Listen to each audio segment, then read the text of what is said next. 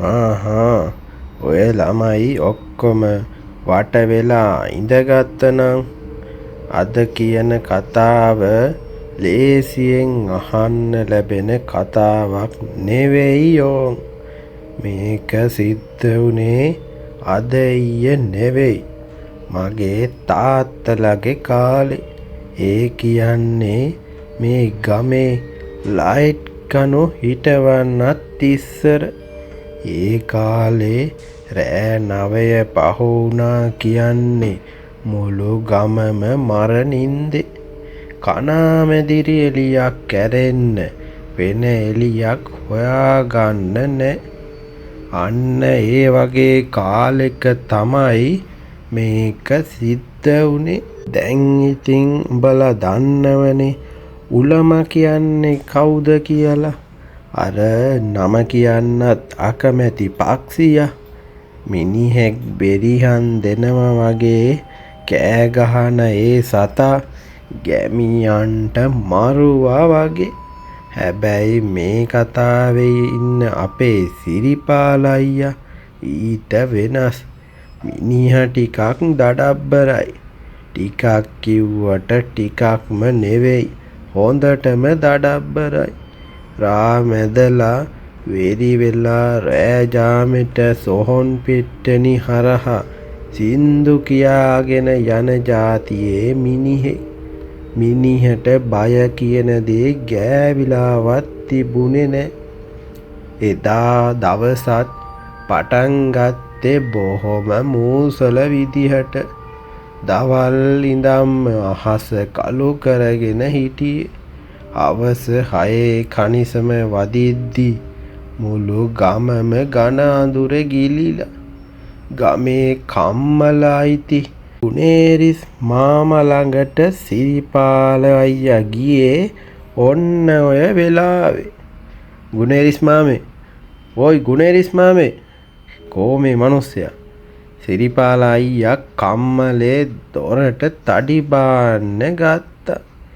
ගුණේරිස් මාමා හිටියේ යකඩ කෑල්ලක් පන්නරේ තිය.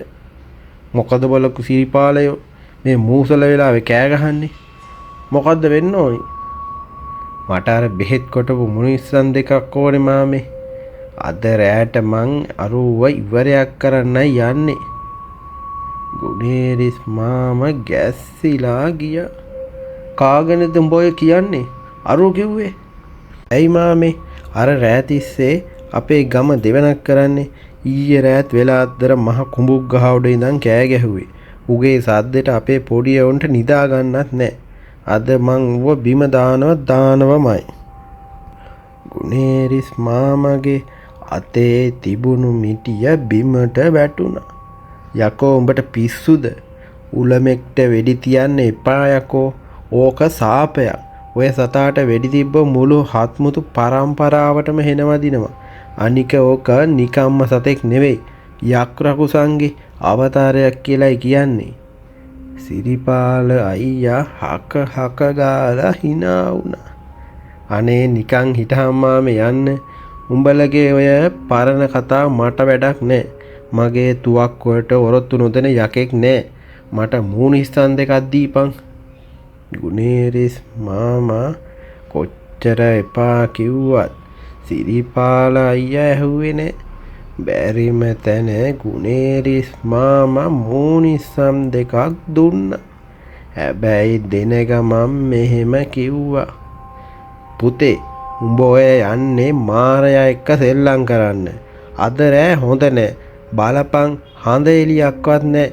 මේ අමාවක රෑක ඕවට යන්න එපා. බය නොවී හිටහම් මාමේ. හෙට උදේට මං ඌව කකුල් දෙකෙන් එල්ලගෙන ඇවිත් උඹට පෙන්නන්නම්.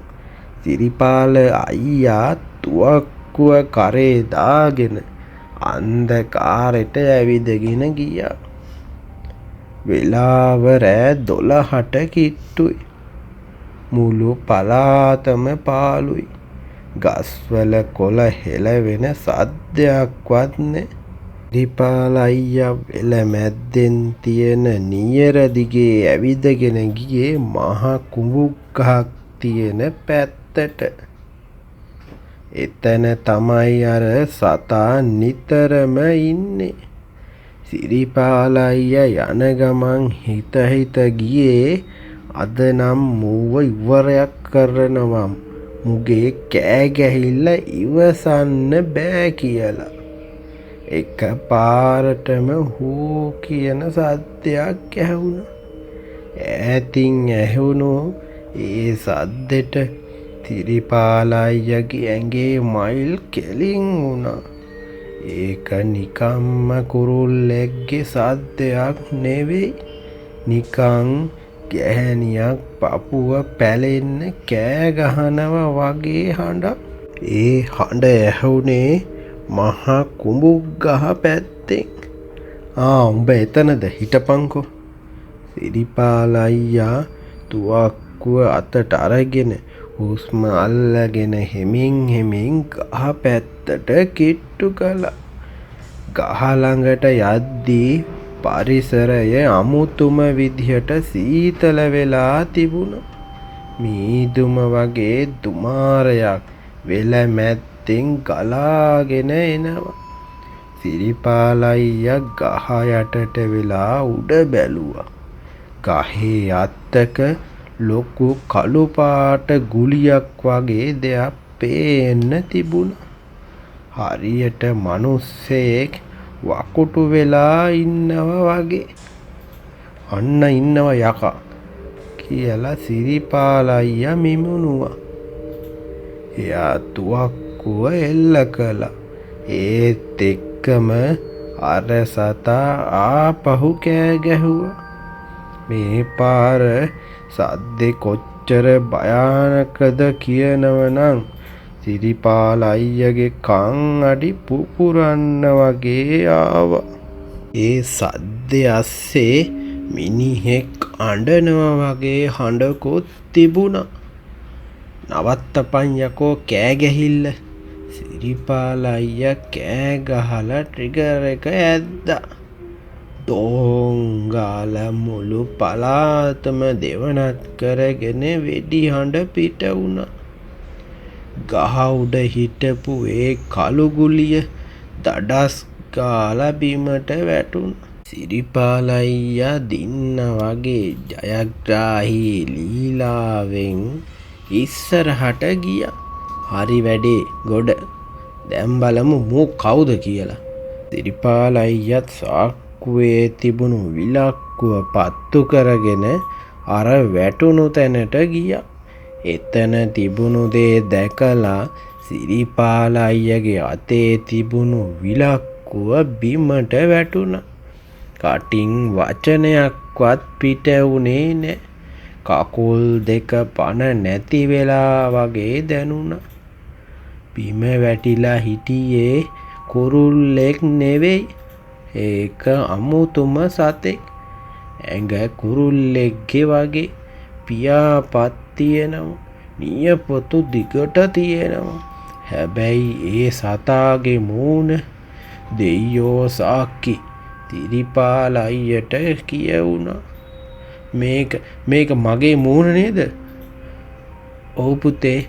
බිම වැටිලා හිටපු ඒ ජරාජීර්ණ සතාට තිබුණේ සිරිපාල අයියගේම මූණ.